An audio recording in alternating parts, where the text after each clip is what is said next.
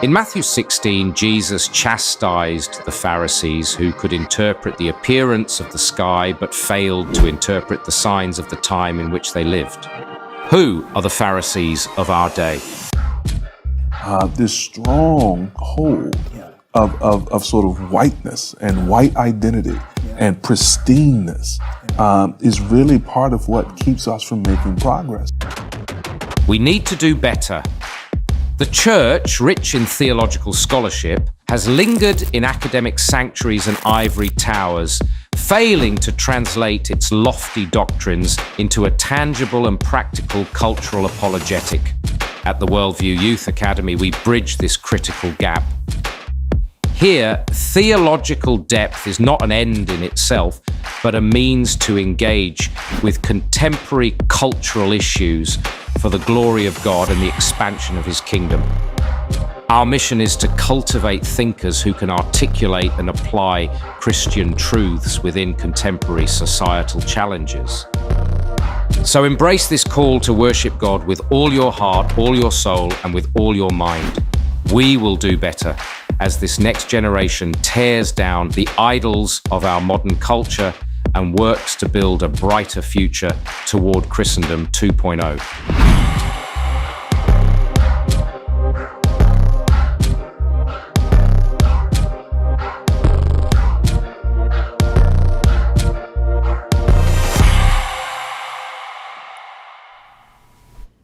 Non-rockabotus must stop.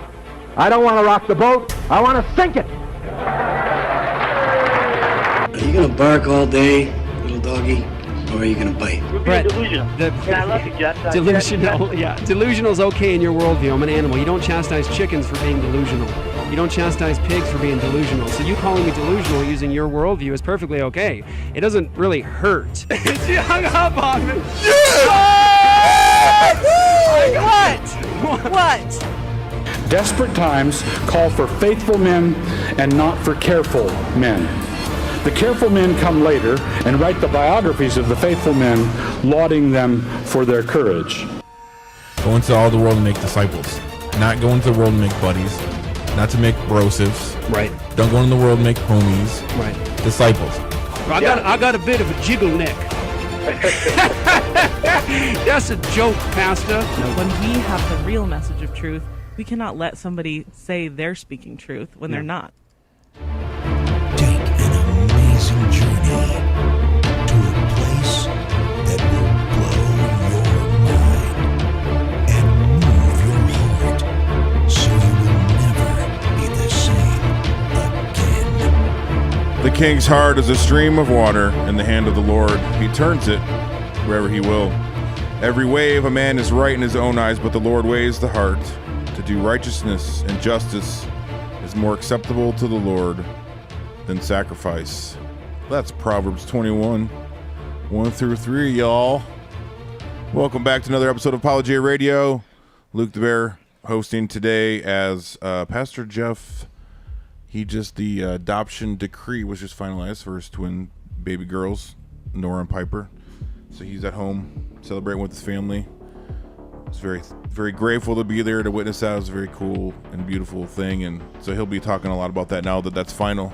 So be looking for that. Actually, you already put, if you're on Facebook, friends of them, you already put out a video. You can see some of that. But yes, I got the old little Zezers next to me. Hey, everyone. Yes, good to be here.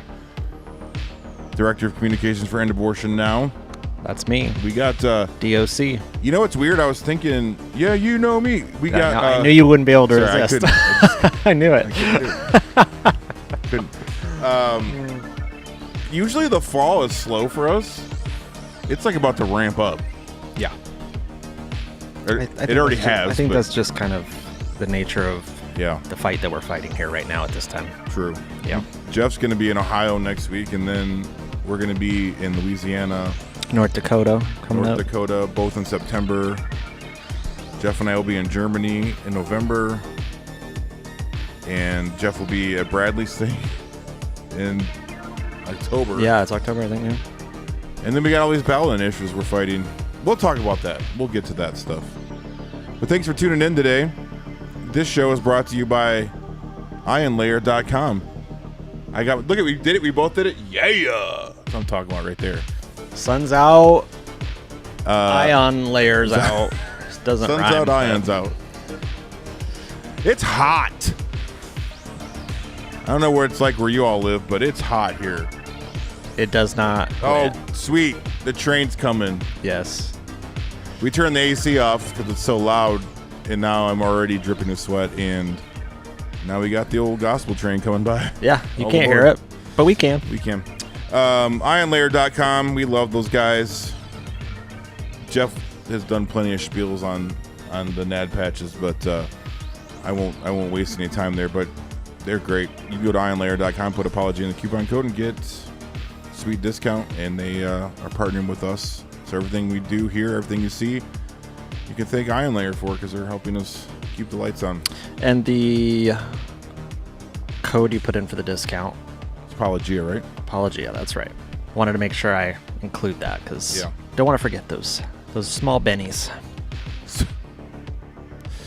Also, I just heard, I asked Kyle yesterday, we've been getting our shop.apologia studios sales are up, which is fantastic. Praise God. I got this new Provoke shirt on today. Yeah. You shared some of those designs coming up for I got some new ones coming. Different shirts, and I'm very just here to tell you, if you live here especially, you're going to love it. You're going to love it. It's going to be meaningful. Mm-hmm. You're going to say something?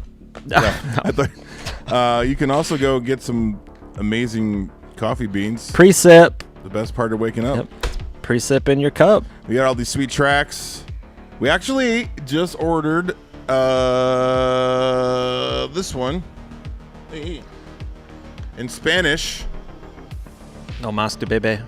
Bebe. So be looking for that. I think we're going to be going through these a lot because I know a lot of people go to the mill, try to save babies. Don't know how to speak Spanish. The gospel to abortion. The issue of abortion. That's what that tract is for.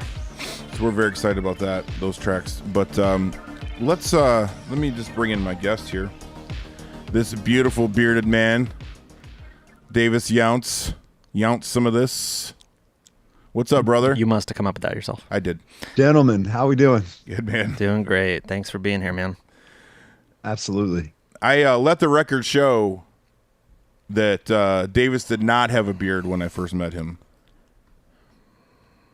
Well, he's got one now. But man, a very short beard. A very short beard. But man, That's is that thing incredible. It's like its own entity. Yeah, it's going.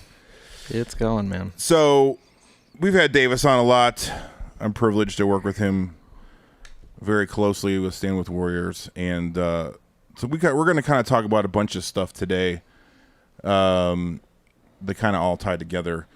So the first thing I will start off with a disclaimer, because we are going to talk about Trump. This is not an official endorsement for or against Donald J. Trump as president.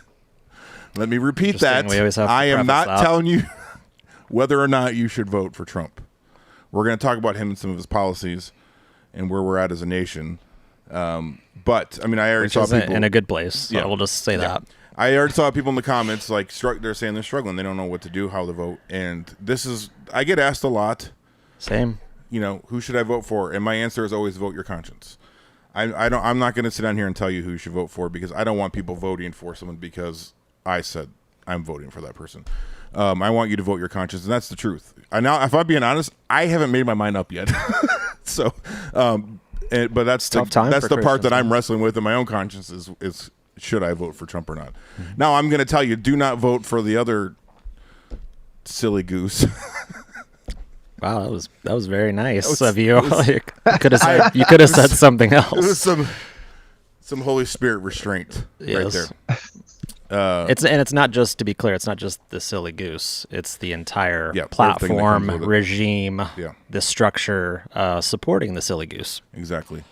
Boy, I am hot. Did I mention I was hot? I got you ripping in you. It's okay.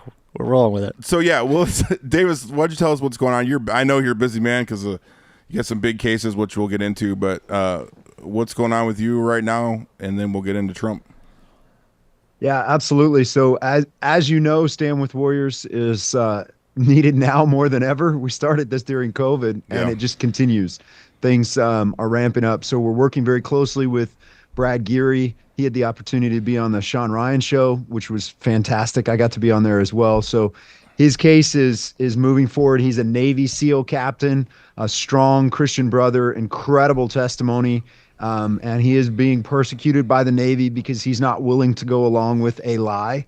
He wants to stand for the truth, tell the truth about what happened in Navy SEAL training. And so he is facing the loss of his retirement. So if anyone's interested in following that, you certainly can follow his case and be on the lookout for news about that. Stand With Warriors is taking donations to support him and help his family pay for legal fees. And they are going to be significant because we're looking at not only fighting the Navy within the Navy system, we're looking at seeking injunctions in federal court and putting a stop to what's happening at the highest levels. So that's one piece. The other piece we'll get into a little bit later, but we are dealing with Christians, people who have biblical values, traditional biblical values when it comes to marriage and human sexuality are now being labeled as of June 14th by the United States Army as extremists. So that's something we can talk about as well.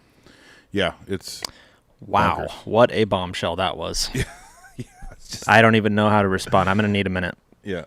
Davis sent me a text. He's like, "Congratulations. You're now an extremist." I'm like, well, that's not the first time I've been called that, so probably not the last. But yeah, so there's a lot going on. And you know, I'll just say this, Davis, it's so cool. I know we've talked about this and you've talked about it. Which, by the way, Sean Ryan Show is one of my favorite podcasts. I think it's number 2 of all podcasts. Brad's interview was 6 hours long and absolutely incredible. My favorite by far. And my man Davis gave me a shout out. Proud moment there. Thank you, buddy. Well. Thank you for that. But I mean, it's amazing how, and I was talking to Brad about this the other day, which I've gotten to know Brad incredibly well. That guy he's legit. I'll just say that. But it's amazing to me how, you know, Davis, how God brought us together. Just that's kind right. of like with no plans or intentions, and then it's just ever since then it's just been like God keeps bringing more and more guys in front of us, and just how he's kind of orchestrating all this and all the connections. Like I was listening to Brad's interview, and there's all these names he's mentioning, and like all of a sudden all these puzzle pieces start coming together in my mind, and I'm like, bro, this is not a coincidence. God's doing something. No. You know, he's giving you a platform. He you know, he's the man for the job for sure, and so I've just been super encouraged, despite all of the craziness going on in the culture and stuff we're going to talk about today. It's apparent that's one of the reasons I chose the verse that I did. God's still sovereign, still in control, and he's orchestrating all of that. So I'm very thankful for that and encouraged. So we'll just get right into old Donald J. What sparked, honestly, this conversation I've been wanting to have for Davis for a little while, because he was on Cross Politic, which, by the way, I got a little bone to pick with Cross Politic. I just listened to the show that you just did with them, which we're going to talk about that situation. And Toby tried to claim you as their lawyer. He's like, it's our lawyer. I'm like, hold on a second, Toby J. Sumter. Davis is my guy. Don't be claiming him.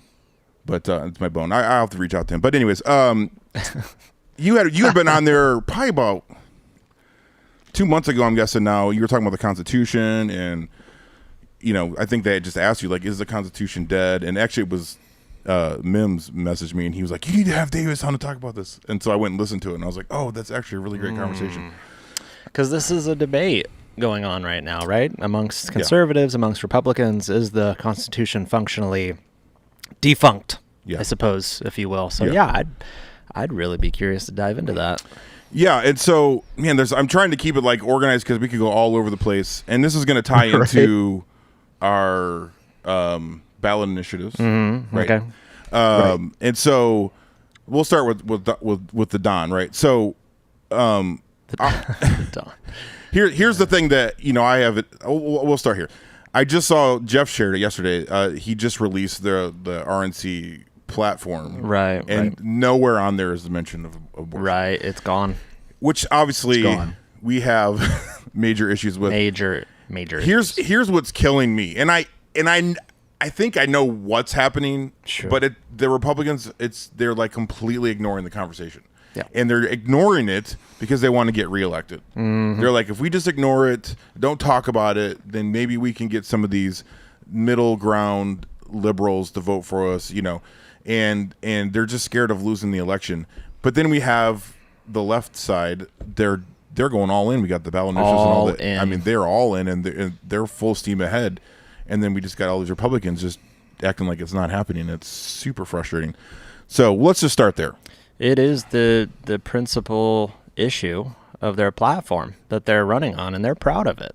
Oh, they're yeah. incredibly vocal about it. Speaking about the Democrats, sure, it is their sacred sacrament, child murder up to the point of birth, and that's probably being covert about their actual intentions, if we're being honest. Because I think, given their power structure and their desires and designs for the future, they may desire to even go further than that.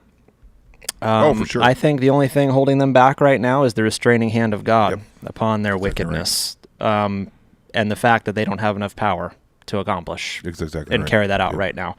So yes, it is incredibly concerning, the overall direction of the Republican Party and the GOP and their platform. And like you said, I think I understand the why, the strategy behind it. Everyone always points to the fact that, well, look, Donald Trump gave this issue back to the states. That's where it should be. That's where it belongs. And I understand why they would seek to downplay it in order to appeal to the squishy middle. Mm-hmm. I still think it's wrong. For sure. It demonstrates a complete shift of the principles that we have come to deem worth conserving. If life is not worth conserving, and if it's not being vocal about being steadfast in conserving that and outspoken, and if we're not willing to say that and hold to these convictions in a public manner, then really conservative as a label ceases to be meaningful and significant. And so when you see the absence of these things, it just goes to show that, the practical outworking of these things is this. When they're quiet on the murder of children in the womb, that trickle-down effect is that at the state level, we no longer address the question of the murder of children in the womb. And by we, I mean the conservative Republican representatives. Because look, he's staying away from it. Don't address it, right? This is not what we're emphasizing right now. We have an election to win. And you see at the state level now, pro-life groups and Republican representatives have followed suit. They want to distance themselves away from this topic and away from this subject because, hey, this seems to be the direction that the culture is moving, so we're not even going to have the fight. We're not even going to have the argument. We're not going to make a compelling case for life. We're not even going to mess with it because apparently there's just too much at stake right now. Yeah. Davis, love to hear your thoughts, brother. Man, so much there. I think to begin with, we've lost our way when it comes to even understanding the electorate. I mean, I don't understand this fascination with abandoning unborn children as politically expedient. It's not going to work. I mean, look at Florida. Here's the example. Yeah. I mean, I honestly have concerns that Trump won't win Florida. That sounds insane to say, but the turnout in Florida for Molech worshipers who want to have the freedom to murder children, they're going to turn out to vote for that amendment to enshrine the right to, kill babies up to the moment of birth, even partial birth, in Florida. They want to enshrine that. And I guarantee you there will be, billions of dollars pumped into a turnout operation to get people to come out and vote in favor of that. Yep. And so if on the other side there is no momentum, there is no enthusiasm to save and preserve life, why are you and I struggling with how we're going to vote personally in this election? A lot of it has to do with the life issue, because that to me is a center point in what I'm going to do. We have to be able to preserve the most innocent. Why else do we have a constitution? Why do we have a Bill of Rights? Why do we care about anything else if we're not preserving innocent life? So I just think the expediency of it is deeply, deeply troubling, because even look at the 2022 election, the governors that won big, that could have had close elections, were very pro-life. even on the Republican side, because it energizes the base. Right. I mean, how many people have been consistent, adamant pro-life voters for so long? I think that's one piece. And then I think the other piece is, look, it used to be a saying, you can go back to the 90s, early 2000s, and the pro-baby murder lobby, that crowd, when they lost an election, they would say the fetus beat us. They would literally repeat that mantra, and they would say the fetus beat us. What does that mean? It's because the focus, even the messaging, was on the right thing, which is the preservation of a human life, the preservation of an innocent child. And somehow, over the last few years, and it feels like it's happened very, very quickly, but all of a sudden, the big pro-life lobby, big pro-life organizations aren't even focusing on the baby anymore. It's about the woman and caring for the woman throughout her life. And I'm sorry, but that messaging, not only does it not send the right message, not only is it not the right priority, it's just a watered down version of whatever the other side is selling. And it's idolatry because it's not focused on the right thing. So I mean, I think that's hitting it pretty hard, but what are we, are we idolizing self, or are we worshiping God and the truth in this? So again, I think from a practical perspective, my frustration in all of this is there's no excitement among the base, among conservative Christians to come out and vote unless we're going to stay true on that life issue. And that's why it's sad on so many levels that that's been taken out of the platform. Amen. I think that's helpful. I think a big takeaway there is that what this does is it effectively neutralizes the resistance to this tsunami of bloodshed that we are on the verge of experiencing in our state and in other states. You mentioned Florida. I'm just not confident at this point, really, that they won't get it. God is sovereign, and he works through providence and the work of his people. But I think these kinds of things show us that, along with them being strategic choices by the Democrats, right? Swing states, red state activity, right? Think about the massive demoralization of Christians and conservatives if these things are successful.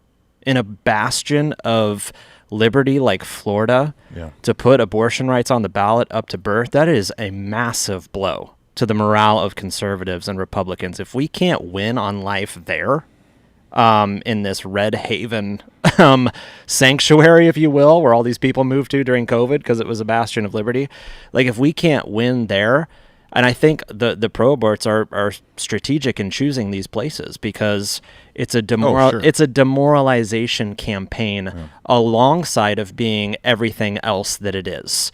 Right? You're not for this, then you're not going along with what popular opinion wants. You're the weirdo. You're the crazy. You're the fascist. You're the extremist. You're out of touch with what people want. This is what your state wants. And so to your point, Davis, we're going to channel a bunch of money and infrastructure and resources into your state to manufacture excitement around the killing of babies. Right? I think this is incredibly likely what they're doing. I'm not convinced that the majority of Arizonans want this. I'm not. But like the presidential campaign that we're seeing on one side right now, the tendency is to manufacture the excitement of a fake revival to get you feeling crazy for not going along with the crowd. Yeah. So Christians have to not go along with those who are doing evil in that way, and we really have to consider standing now. We have to stand now, and we have to speak, and we especially need to put as much pressure on Trump as we can to correct course on this and to take a solid stand for the sake of these children. Yeah, and what I've heard, and this is just hearsay, but I've heard that the plan is they're kind of, going silent, going soft on this, and then they want to win all the things, and then they're going to go hard after that. And I'm like, okay, one, I'll believe that when I see it, but two, even if that's true, like that's so pragmatic and just infuriating. I'm like, why can't we just be courageous now? Like, and a little dishonest if we're being, for sure. If we're being real, it's a little dishonest. For sure. Let's wait till we get power, then we'll be upfront with what we really want. Right. But it's like where we're at now because people are cowards because no one will stand for truth.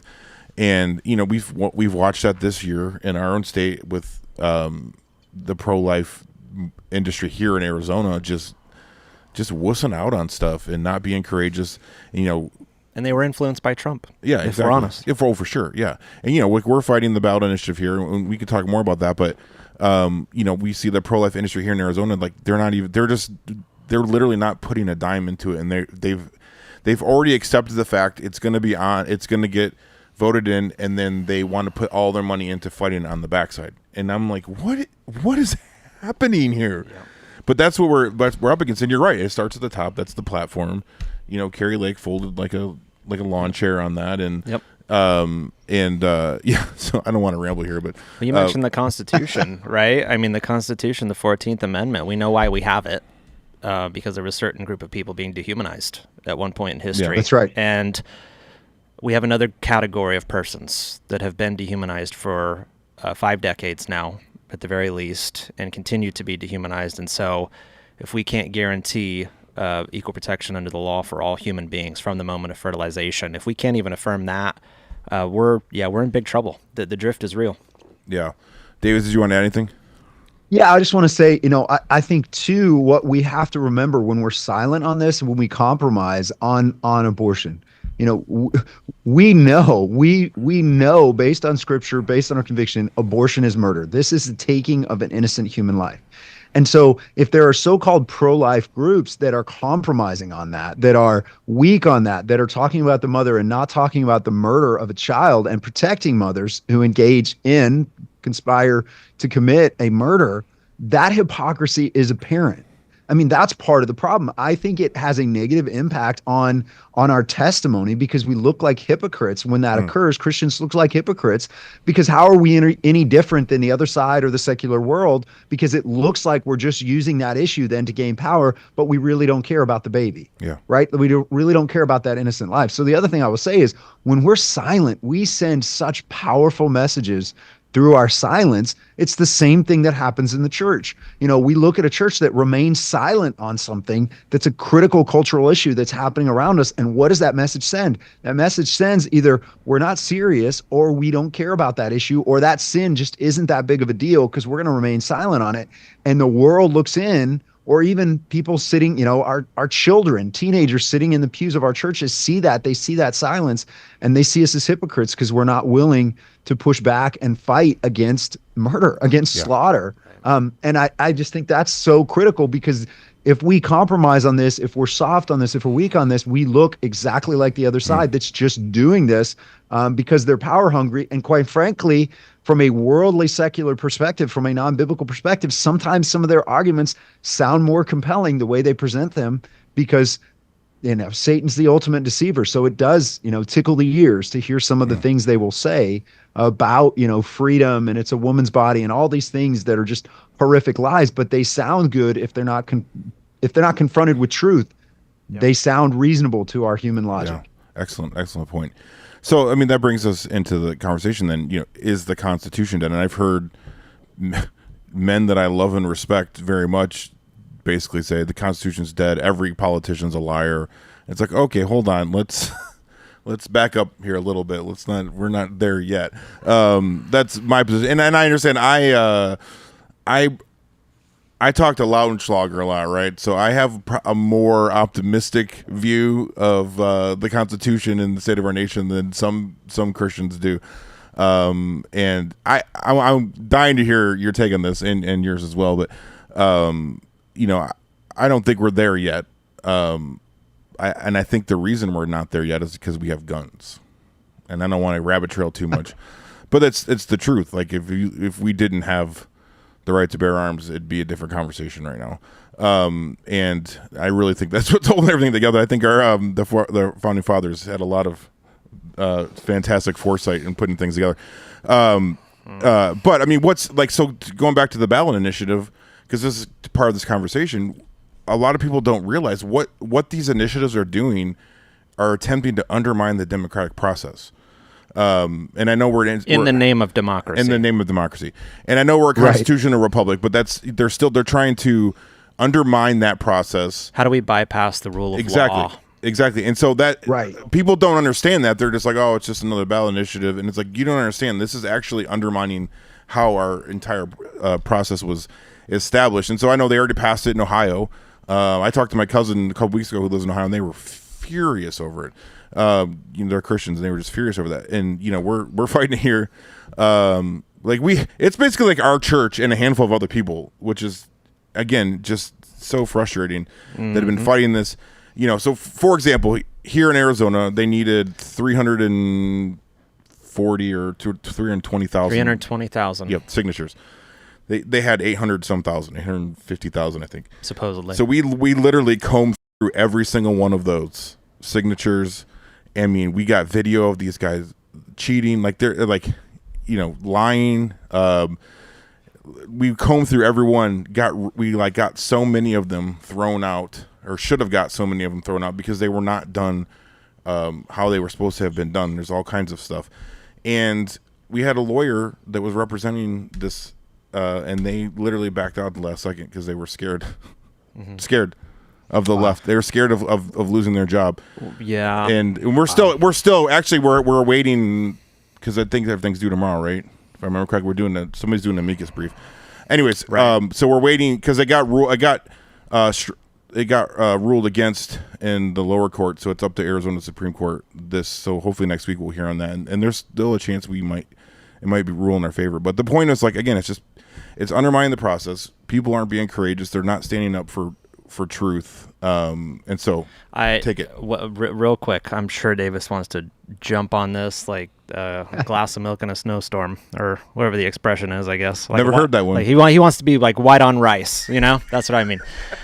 All right, back on track here. So, in the name of democracy, undermining the democratic process, the rule of law, how we change the law in our nation by putting up the question of who gets to live and who gets to die to a popular vote. That's what these ballot referendums are all about.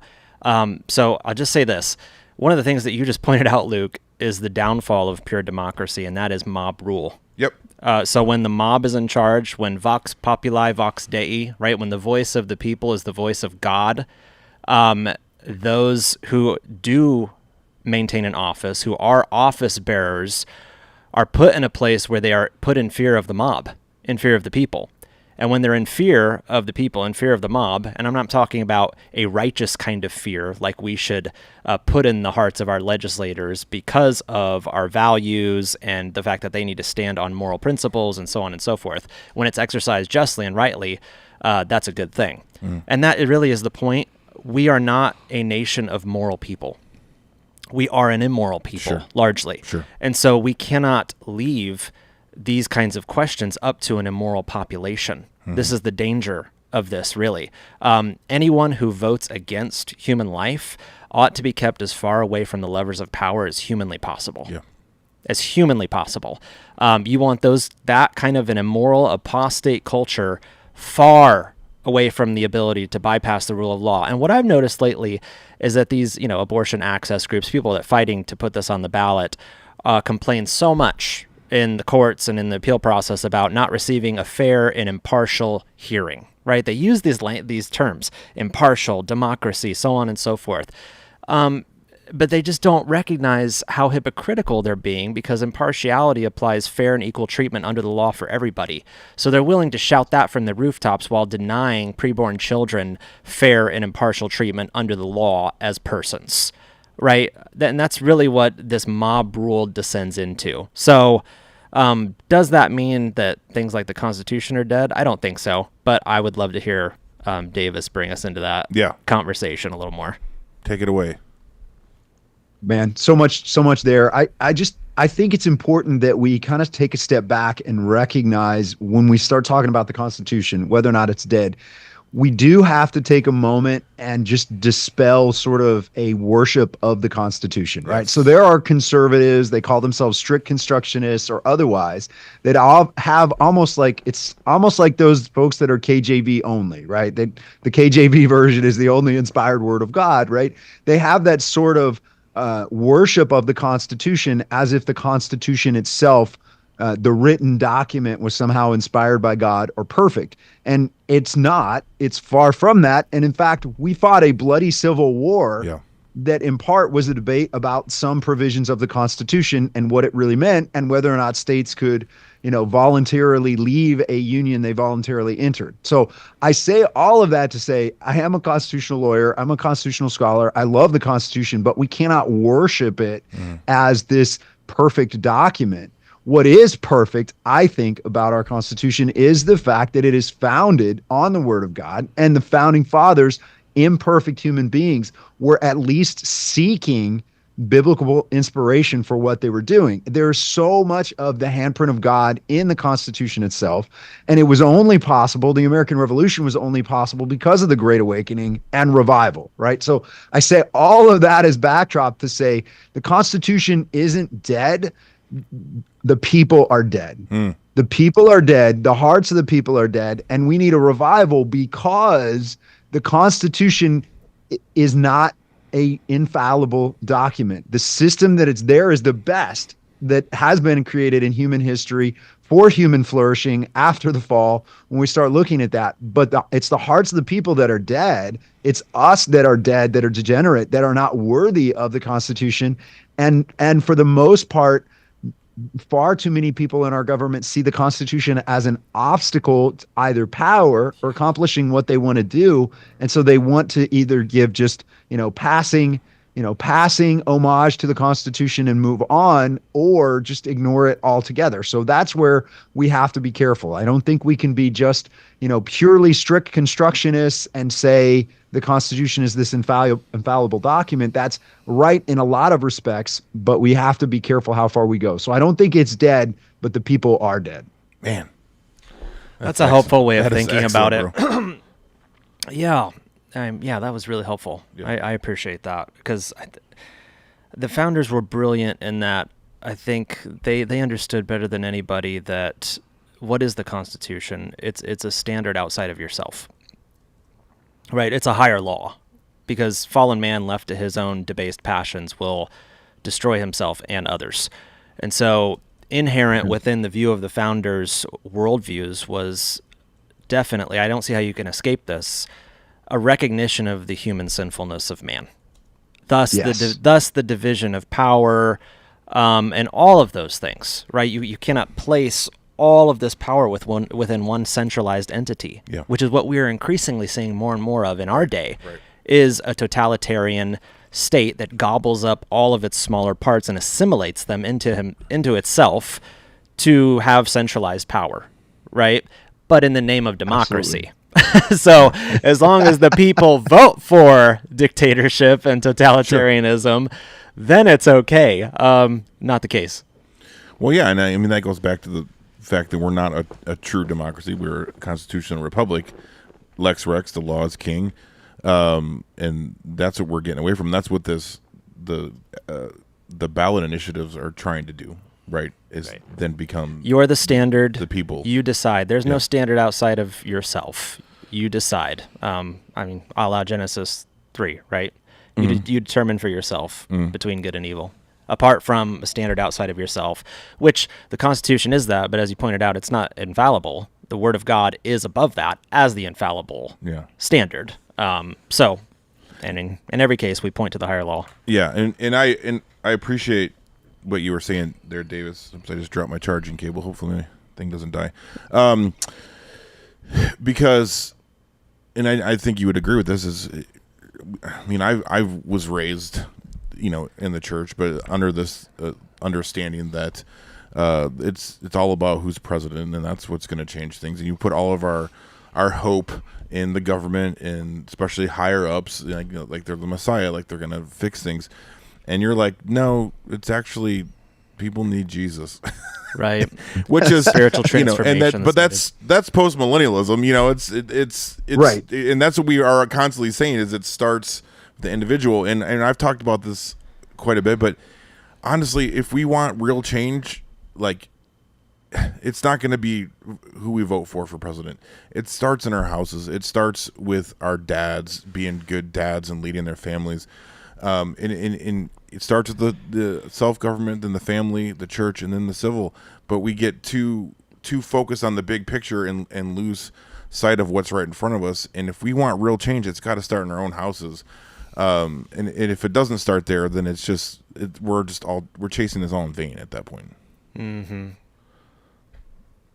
Absolutely. And I think too, the other piece, of the Constitution being dead, even during COVID, right? The COVID tyranny, the other tyrannical things we have seen recently, we saw glimpses of the Constitution working. We saw glimpses of what a constitutional republic can be and what it looks like. And where do we see that? We forget too often the federal government isn't the be all end all, and the separation of powers in the federal government really isn't the starting point for separation of powers.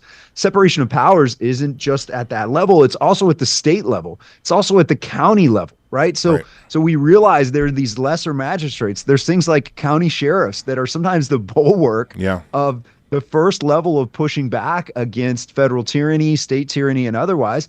And even things like the district attorney's office and who's sitting in that seat as a district attorney. So when I say the Constitution isn't dead, we have to remember sometimes the elections that we can have the most impact on are at the state or really the local level. I mean, I was talking to someone I met, just a fellow Christian brother who I encouraged to run for county commissioner. I met him at a conference, and only 3,000 people voted in that primary, and he won. And now there's this Christian sitting in this county, influencing the sheriffs, influencing policy.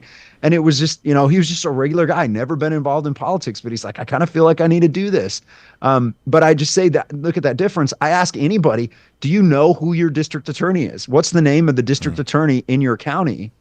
And you think, okay, how often does that impact me every day? Well, look at Michael Cassidy, the guy that beheaded Satan in Iowa. The DA in Iowa was a Soros-funded DA that got $300,000 in campaign donations from a Soros, funded PAC to be there. And they went after Michael Cassidy as a Christian for a hate crime.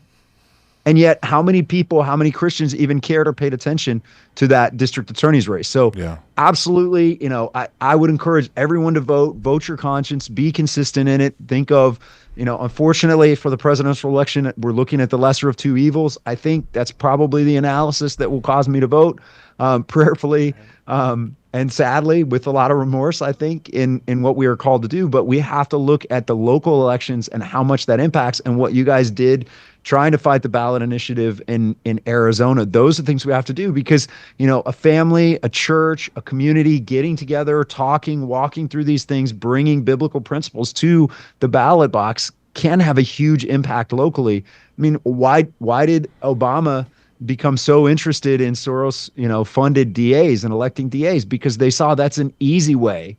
It's a relatively small investment to have a huge impact on policy and what's happened throughout America. And so you see cities that are just lost in utter chaos, but they've sown destruction because they understood how they could use the Constitution, how they could use the ballot box at the local level to create chaos. And could you maybe help flesh that out just very briefly, the significance of having the DA? I mean, because this is just a determinant of which crimes are predisposed to be prosecuted, right? What becomes focused on in the legal level? That absolutely. A district attorney in a county has incredible flexibility to decide what to prosecute and what not to prosecute, which crimes to go after, which crimes to let go. So you see that across the country. You could just look at, numerous cases where crime goes unpunished, murder, goes unpunished. People are released. People are let out on bail. There's just, the cries of injustice are replete. And that is because the district attorneys, many of them have become political operatives, or, they're just given over to the spirit of man, and they care more about politics. They care more about critical theory than they do about justice. And it creates havoc in these communities. Example of this, if I'm not mistaken, David Delusional in California, the Center for Medical Progress, when they dropped all of those videos on the abominable actions of Planned Parenthood, the DA at that time, I believe, was Kamala Harris, rather than going after the ones killing babies, went after the ones exposing it. So, that should give you a sense of the significance of that office, I suppose. Yeah, this is, I'm so thankful you brought that up, Davis. This is something we've witnessed and experienced here in Arizona even since 2020. The left has very carefully and did so. They planned it, but they got key individuals elected. They didn't have to win everything. They got key spots elected, like you're talking about, like the county recorder in Maricopa County. You want to talk about all the election fraud? Who was running the show? It was the Democrat county recorder. The Arizona in a swing state. That particularly matters. Yeah, the Arizona attorney general, talking about, it's not the district attorney, but the attorney general, same thing. And she's even come out and said that she's not going to prosecute, any abortion crimes in Arizona. So there was it's exactly what you're saying. There was these key positions. They didn't have to win everything, but they knew who needed to win. They made sure it happened, and we're paying for it now, and we've witnessed all that. And so we need this is why we have to think smaller. We have to think locally. And be aware of what's going on when it comes to voting. Otherwise, we're just, like I said, we're just casting votes into the wind for no reason at all. Yeah, absolutely. And how many counties is it total? Just look at the swing states. I mean, 3 counties will potentially decide Pennsylvania in this election, just like it did the last election. Michigan, Arizona, New Mexico. I mean, it's only a few counties, and who are the elected leaders in those counties? Who have, millions of dollars, hundreds of thousands of dollars been pumped into getting in positions of authority in those counties, and look at the difference that makes. And yet, we complain, or we're upset, the Constitution is dead, all these illegal things are happening, but what have we done on a local level? And again, do we even know the names of those people? Yeah. Do we even care enough to do that? Exactly. So this is a good spot, I think, to transition to the next part of the conversation. So bring us into what you're dealing with right now and how this all ties together. Yeah, so with Sandwich Warriors and what I do in my legal practice, we're seeing a shift. I'm seeing a shift in a lot of places where critical theory and just really communist ideals, and it all comes back to the worship of man, secular humanism, are just seeping through everything we're seeing. A lot of my work is military. And what we're seeing is the military is adopting policies that are just unheard of a few years ago, but they are now present. And so all of this has an impact. So we have sidelined Christians, we've sidelined chaplains. It started in the military with chaplains not being allowed to pray in Jesus' name, and in many circumstances being, trained to do that, not being allowed to do that, even if that was consistent with their faith.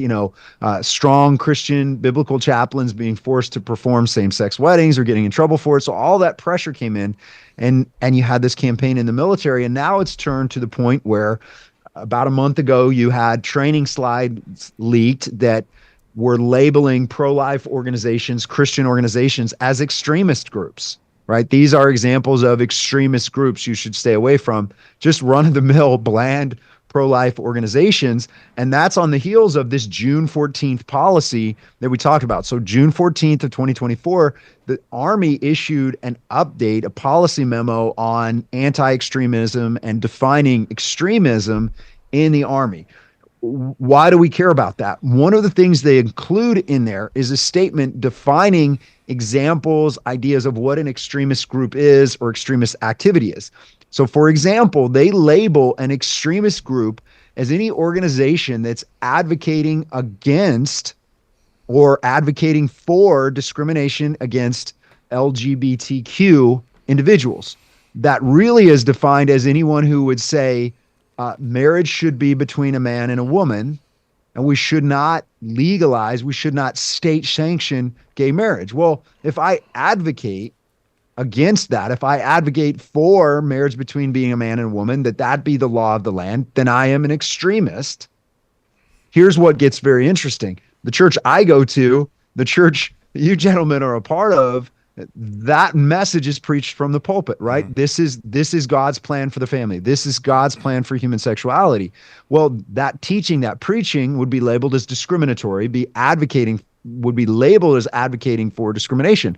So if I was still serving in the United States Air Force, if I was not retired, if I was still serving, and I go to my church on Sunday and then I donate money to my church, which advocates for marriage between a man and a woman, which goes and prays outside of libraries when there's going to be a drag queen story hour, which is involved in, abortion mill ministry, all of those things. When I donate my tithe money, I am supporting according to the Army definition, I would be supporting an extremist group. So arguably, under this policy, if it's allowed to be maintained and in place, there is a clear argument to be made that anyone who donates a tithe to their church that has biblical values, and again, we could just look at human sexuality and marriage, you're contributing to an extremist group under this policy.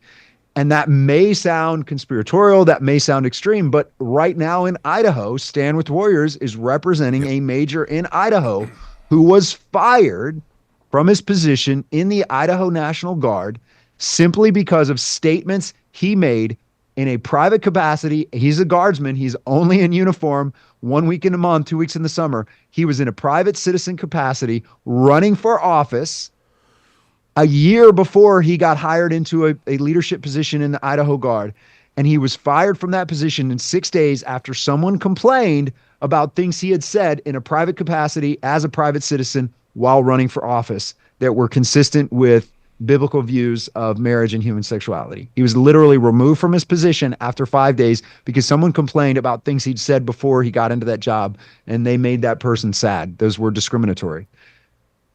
And so the recommendation now that's on the table, it doesn't mean it will be adopted by the Idaho National Guard, but they literally conducted an investigation where they are now recommending that anyone going for a leadership position be vetted so that no one like my client is ever hired again for a leadership position in the Idaho Guard. That's the consequences of this when we look at this. So that's where all of this comes together. And that's why I say the church has bought into all kinds of myths when it comes to, not having an influence on society. We have allowed secular humanism, just pure man worship, to become the primary religion of our nation. And we haven't pushed back. The church has abandoned the public sphere, and these are the consequences.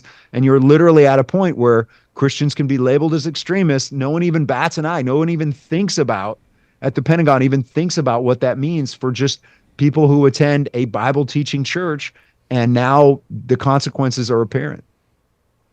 I know it's a crazy story. I know that you're trying to protect the identity of the client. Can you talk about what it was that he said that got everyone all up in arms? Nothing any different than what you or I would say when we're talking about our biblical views. He was advocating for marriage to be between a man and a woman, and that we should have, traditional biblical views of human sexuality. He was absolutely campaigning, running for state office on the grounds that we should not be mutilating our kids just because they have gender dysphoria. So all of the things we would look at and say the Bible gives clear teaching on this. This is a loving way to approach the world. This is God's plan. And so none of it was extreme. None of it was outside the bounds of what the Bible teaches. And it wasn't, not even said in a way that was particularly harsh. Is literally just espousing biblical teaching on those issues. Yeah. Have you noticed that the secular humanists, as Davis calls them, are remarkably discriminatory when it comes to someone violating their blasphemy laws? Mm-hmm. Right? Mm-hmm. These blasphemy laws are unavoidable, it appears to be. But it seems that in not even being particularly offensive in the way that this was communicated, you still violated the law and you must be punished. There must be atonement made to our false gods, our false religious system, in order to make these things correct. I think it just speaks to the nature of there will be an ultimate standard, and as secular humanists believe, that will be found in man and in his word, or as Christians believe, it will be found in the word of the living God. And so that's not something that we can afford to be shy about any longer. Yeah. Really, at this point, if we don't speak now, if we don't act now, if we don't maintain the courage of our convictions in the face of this onslaught on reality, which is what it is, it is an attack on reality itself.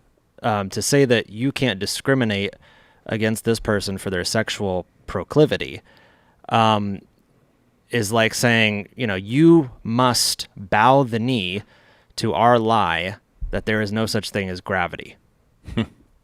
you must operate in a fictitious world of our creation, not in, of course, the world that God made, where these things are objectively true, that what promotes human flourishing is intact, whole, integrated sexuality, men, women, men laying their lives down for women, the roles of the genders together, life itself, family, marriage, the building block of any healthy society. It appears that enunciating those things will put you under the boot of heavy discrimination. Because reality, and this is the lie that we've bought, is that there's such a thing as neutrality in the public sphere. That someone's not going to impose their morality, their belief system, their blasphemy laws in the public square. And obviously that's just not correct. Yeah. Obviously. Yeah.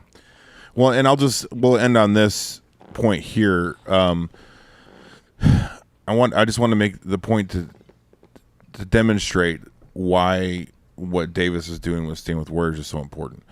I don't think people think about it like this, but normally, our military servicemen and women they do what they're told, right? And that's just the way you're trained. You do what you're told.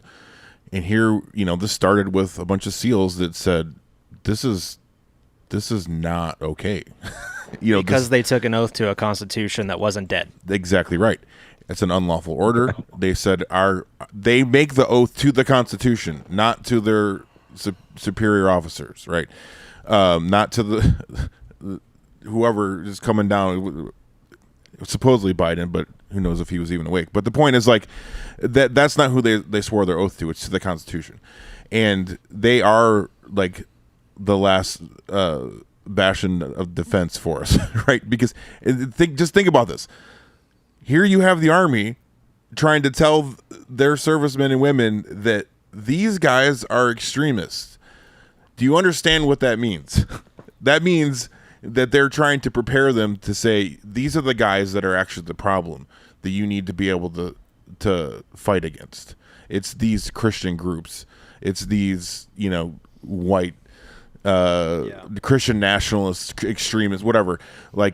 That's why this is so important. And that's why it's so important, again, what Davis is doing with the guys we're representing, with Brad, with your major in Idaho. You have guys that are saying, no, this is not okay, and I'm not gonna let this slide. I'm gonna stand for truth.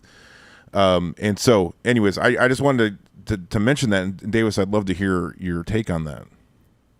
No, that's absolutely right. And that was our heart in this, is to find Christian men in these positions in the military, in federal law enforcement, that are willing to take a stand and actually understand what an oath to the Constitution means. Because without that, what you're seeing is the military being conditioned to turn on traditional values. And the problem is, how understand, we've seen this. This has been the case throughout history. Look at the fall of the Roman Republic. It went from a republic to, tyranny. Look at Germany before World War II.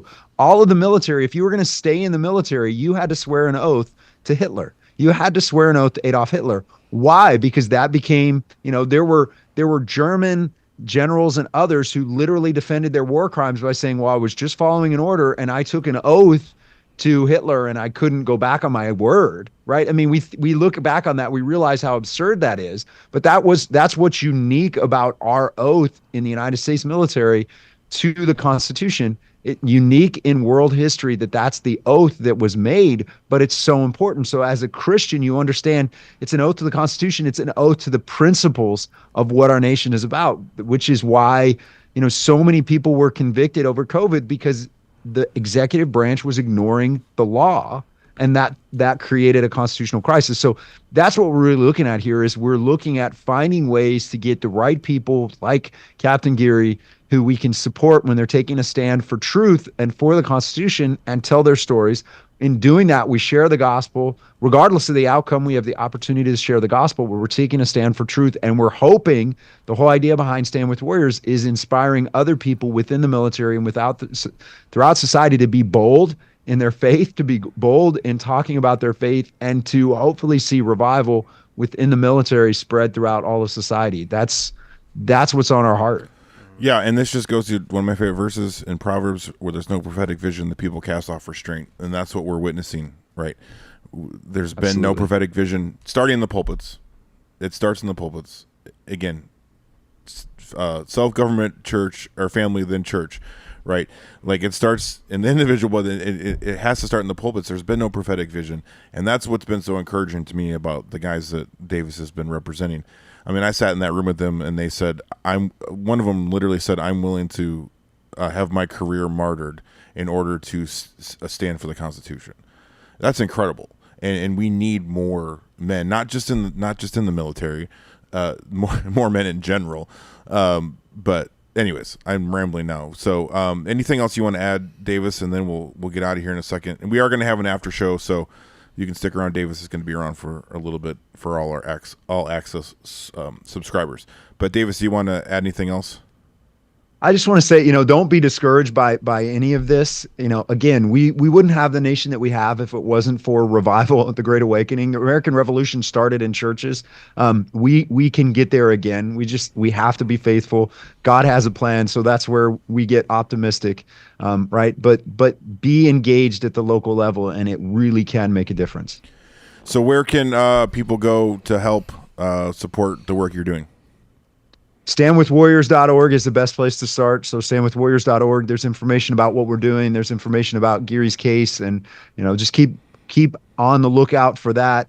Folks can follow me on Twitter, I guess X now, but StandWithWarriors.org is a great place to start. And we just launched Stand With Warriors Action, right? So we can do more stuff legislatively. More, is that the plan? Yeah, absolutely. So we have the original 501c3, and we've launched Stand With Warriors Action, which can get involved in political issues. So donations to it are not tax deductible, but it gives us the flexibility to engage policy in a way that we can't as a 501c3. Yep. Excellent. Zach, you want to add anything to that, or have any closing thoughts? No, I really appreciate this. It makes us just recognize too the sacrifice of these men and willing to put so much on the line for the sake of freedom, and to really leave behind a legacy of doing the right thing, I think, for the next generation of fighters. And so I'm grateful to these men and to Davis for representing them. So it's a blessing. Amen. Well, I'll tell you what, we'll go, we'll jump on the after show here in a few minutes. So this is what we'll do if you guys want to stick around. Again, those who are all access, which we thank you so much for your support and partnering with us. If you stick around, have some questions you want to ask Davis. He'll be around for about 20 minutes, and we can fire away with those. But I need to mention another fantastic retired warrior that partners with us, and that's Bill Rapier, of course, Amtac Blades. Have you met Bill Davis? Not in person. Man, not in person. I got to introduce you to him. He knows Brad very well. They were in Bible study together back at DevGru. But Bill's a fantastic brother. Makes some fantastic blades, and we're honored to be partnering with him. So you can go to amtacblades.com, put Apologia in the coupon code, get 5% off your order, and he donates 5%, matches that 5% donation to End Abortion Now to help us fight to save babies. So. And don't forget our good friend, Bradley Pierce, constitutional attorney as well, and Heritage Defense, a nonprofit legal advocacy organization dedicated to advancing the kingdom of Christ by protecting and empowering the biblical family. If any 3-letter agencies show up at your door, have peace of mind knowing that an attorney who shares your values is available around the clock. And that's our man Bradley and his team there, ready to advocate for you and protect your household. So go to heritagedefense.org for more information. I wouldn't know Davis if it wasn't for Bradley Pierce. So we love Brad. True story. All right, everyone. Well, thank you so much. We will be back next week. I don't know if Jeff will be on or not because he may or may not be in Ohio. We'll see. I know there's some exciting topics we're itching to discuss, so we'll see if we get to that or not. But as always, thank you everyone for your support for End Abortion Now and for Apologia Studios. We will see you next week. Peace out.